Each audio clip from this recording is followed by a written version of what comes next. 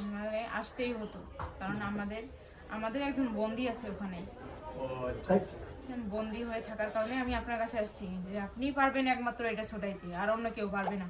ইনশাআল্লাহ। সকালবেলা আরেকজনের কাছে গেছিলেন আজকে সকালবেলা মাথা ফাটাইছে, আর পরে মেয়ের মাথা ফাটাইছে। মেইন রোডে, কোন জায়গাটা? এটা নারায়ণগঞ্জে আদমজিতে থাকে।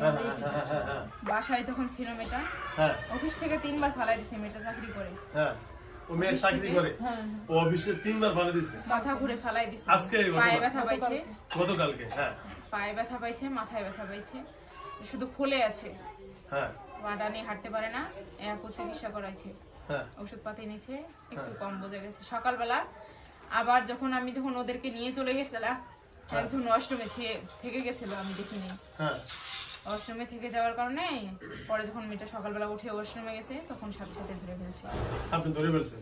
আমি ধরিনি, আমার আরেকজন যেগুলো ভর আছে ওগুলো ধরছে। আচ্ছা, এরপরে দেওয়ালে বা মাথা ঠুকায় মাথা ফাটাই ফেলাইছে। খারাপগুলো মানে আপনার মাথা ফাটাই ফেলাইছে। এরপরে পা কিছু করতে না পেরে আরেকটা হুজুরের সামনে দিয়েছে। আমি বাইরে থেকেই তো সবকিছু আপনাদের তো জানেন, আপনার শরীরে আছে, আপনি অবশ্য সবকিছু জানেন, এটা আমাদেরকে বলার লাগে না। তারপর বলা মানুষ সবাই শুনো, সবকিছু দেখছি বাইরে থেকে। আমি বলে দিয়েছি এখানে কাজ হবে না।